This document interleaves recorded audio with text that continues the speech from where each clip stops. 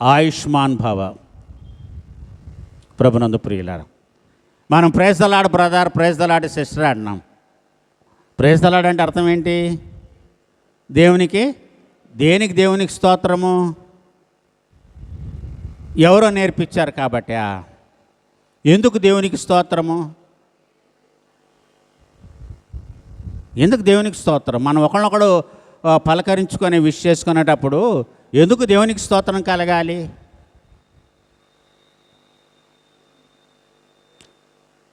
మనం పలకరించే వాళ్ళతోనే దేవునికి స్తోత్రం అనాలా?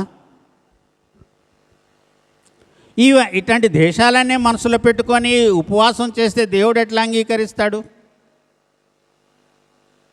6వ తరగతిలో తెలుగు వాచకంలో నాకు ఒక పద్యం ఉండేది. ఏంటంటే, పాపము చేసుకొని బావిలో పడితే పైమురికియే కానీ పాపాలు పోవు. ఇది కూడా అంతే. మనసు నిండా కల్మషం పెట్టుకొని, హృదయంలో కపటము ద్వేషం పెట్టుకొని, దేవా నేను ఉపవాసం చేస్తున్నానంటే యేసు ప్రభువారు ఒక ఉపమానం చెప్పాడు. 2 ప్రార్థన చేసుకోవడానికి దేవుని ఆలయానికి వెళ్ళాడు. వారిలో ఒకడు పరిసయ్యుడు, రెండోవాడు సుంకరి. సో పరిసయ్యుల గురించి చాలా ఇదిగా మాట్లాడుకుంటాం. మనల్ని మనం మంచివాళ్ళుగా ప్రూవ్ చేసుకోవడానికి మనం ప్రయత్నం చేస్తాం. పరిసయ్యులు చెడ్డవాళ్ళు అని మనం అంటాం. ఎందుకంటే యేసయ్య చాలా ఎగ్జాంపుల్స్ వాళ్ళ గురించి చెప్పాడు కాబట్టి. అదే యేసు ప్రభు వారు శాస్త్రుల గురించి, పరిసయ్యుల గురించి ఒక మాట అన్నాడు. శాస్త్రుల నీతి కన్నాను పరిసయ్యుల నీతి కన్నాను మీ నీతి అధికము కాని ఎడలా మీరు పరలోక రాజ్యానికి వెళ్ళరు. శాస్త్రులు నీతిమంతులు, పరిసయ్యులు నీతిమంతులని యేసయ్యే ఒప్పుకుంటూ ఉన్నాడు. వాళ్ళలో అతిశయం ఉండొచ్చు, కానీ యేసు చెప్పాడు, శాస్త్రుల నీతి కంటేనో పరిసయ్యుల నీతి కంటేనో మీ నీతి అధికము కాకపోతే మరి ఎక్కడ? మరి వాళ్ళని అన్నాడు కాబట్టి, వీడు శాస్త్రి అండి, వీడు పరిసయ్యుడు అండి, వీళ్ళు సున్నం కొట్టిన సమాధులు వీళ్ళు. మనిషి జీవితం ఏంటంటే సున్నం కొట్టిన సమాధే. సమాధికి పైన సున్నం కొడతాం, లోపల కొట్టంగా లోపల ఆ దేహం ఏమైపోయిందో మనకు తెలియదు కదా, తెలీదు. ఆఫ్రికా ఖండములోని ఒక దేశంలో ఒక చిన్న తెగలో చనిపోయిన వారికి వాళ్ళ రసాయనాలు పూసి ఇంటి బయట బొమ్మలుగా నిలవబెట్టుకుంటారు. ఇంటి బయట బొమ్మలుగా నిలబెట్టుకుంటారు. వాళ్ళని సమాధి చేయరు. యూట్యూబ్లోకి ఎతకండి, దొరుకుతాయి, వీడియోలు దొరుకుతాయి. ప్రతి సంవత్సరం వాటికి రసాయనాలు పూస్తారు. పురుగు పట్టదు, వాళ్ళ సమాధులు చేయరు. ఇంటి బయట ఇటొకటి వాళ్ళు నిలబెట్టుకుంటారు. ప్రభునందు ప్రియులారా, వాళ్ళు సున్నం కొట్టిన సమాధులు కాదు. ఎందుకు వాళ్ళు ఆ విధంగా వాళ్ళ పితరుల యొక్క దేహాలను ఇంటి బయట పెట్టుకుంటున్నారు? వాళ్ళు ఆలోచించాలి. సో దేవుని యొక్క వాక్యము మనకు ఏది బోధిస్తుంది, మనము దేవుని యొక్క వాక్య ప్రకారం మనము ఏమి నడుచుకోవాలి? అందరినీ ప్రేమించమని యేసయ్య చెప్తున్నాడు. చూడండి, పౌలు కొలసీలకు రాసిన పత్రిక 3వ అధ్యాయము 12-13 వచనాన్ని చదువుకుందాం.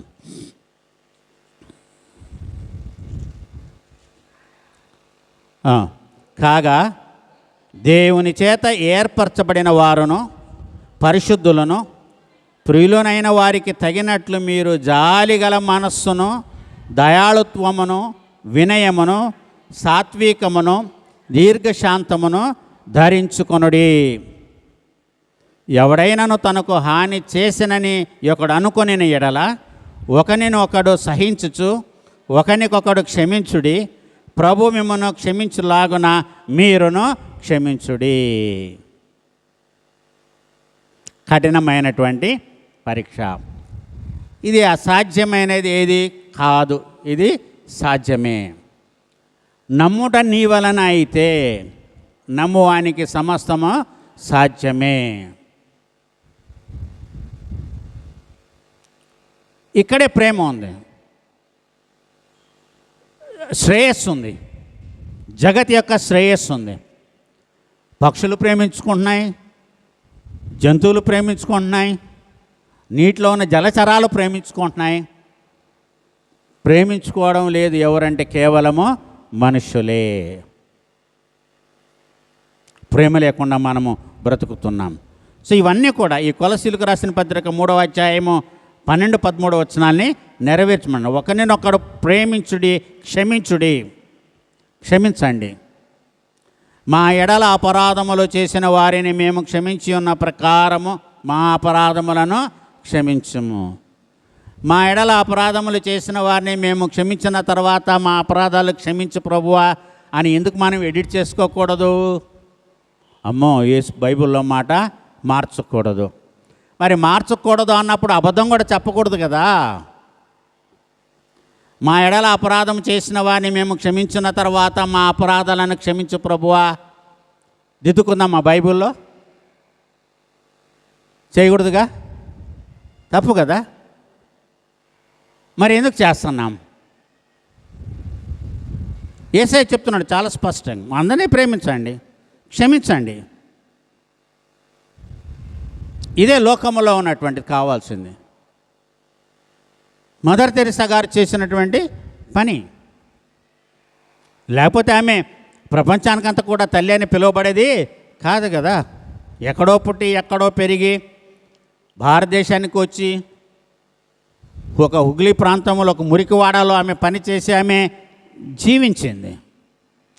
తర్వాత రోమిలకు రాసిన పత్రిక ఆ 14వ అధ్యాయంలో ఉన్న 23 వచనంలో 2 భాగాల్లో మొదటి భాగము 12వ వచనంలో పౌలు భక్తుడు ఏమని చెప్తున్నాడంటే, ఎవరిని కూడా మీరు క్రిటిసైజ్ చేయవద్దు, అంటే తృణీకరించవద్దు, వాళ్ళకి మీరు తీర్పు తీర్చొద్దు. Do not criticise other people. రెండవ భాగము 13-23 భాగం ఏంటంటే, do not cause other to sin. ఇతరులని పాపములోనికి నెట్టకండి. ఇతరులను పాపములోనికి నెట్టకండి. ఇది నిజమా? ఇది నిజమా? ఈ పనులు మనం చేయకూడదు. ఎవరు చేశారు ఈ పని? ఏదైనా తోటలో జరిగిన సంఘటన. ఇది నిజమా? దేవుడి చెట్ల ఫలాలను మిమ్మల్ని తినొద్దన్నాడా? అది అంత అబద్ధమే. ఇది తిన్నప్పుడు మీ కళ్ళు తెరుచుకుంటాయి, మీరు దేవదూతల్లాగా ఉంటారు అన్నాడు. దేవుని బిడ్డలు అనిపించుకోవడం గొప్పమా, దేవుని దూతలు అనిపించుకోవడం గొప్పనా? దేవుని బిడ్డలు అనిపించుకోవడం గొప్ప. ఆయన దేవదూతలకు తీర్పు తీరుస్తాడంట. యోబు గ్రంథంలో ఉంది. సో మనం దేవుని యొక్క బిడలం అనేటువంటి ధన్యతను ఆయన మనకు ఇస్తున్నాడు. కాబట్టి ఏంటంటే ఎవరిని కూడా మనము పాపములోనికి నెట్టకూడదు. ఏ విధంగా అవ్వ సాతాను చేత మోసగింపబడిందో అలాగే మనం ఇతరులను మోసపెట్టి వాళ్ళని మనము పాపము చేసేటువంటి వాళ్ళగా మనము చేయకూడదు. ఇది నిజమా అన్నది చాలా పెద్ద ప్రశ్న. అది ఇది నిజమా? ఎవరు చెప్పారు? అప్పటికి జంతువుల్లో మొట్టమొదటిగా మాట్లాడినటువంటి జంతువు అపవాదే. ఒకటి చెడ్డదాని కోసం మాట్లాడింది ఒక జంతువు, ఒక ప్రాణి. ఒక ప్రాణి ఏమో ఒక వ్యక్తి ప్రాణాన్ని కాపాడడం కోసం మాట్లాడింది. గాడిద. సంఖ్యాకాండములో మనము జ్ఞాపకం చేసుకుంటాం. ప్రభునందు ప్రియులారా, చూసారా? అంటే అపవాది లోకములో ఎవరినైనా తనకు అస్త్రంగా వాడుకుంటుంది, ప్రాణులను కూడా విడిచిపెట్టలేదు.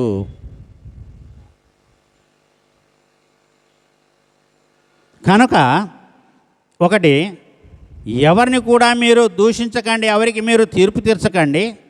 రెండవది, ఎవరిని కూడా మరి పాపములోనికి నెట్టకండి, పాపమును చేసే అట్లుగా ఎదుటి వ్యక్తిని మీరు మార్చకండి.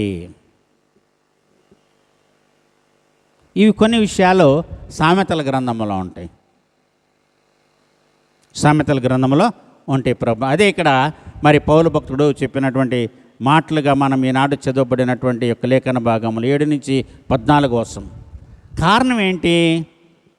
ఎందుకు అంటే మనము మన కోసం మనం బ్రతకమంట.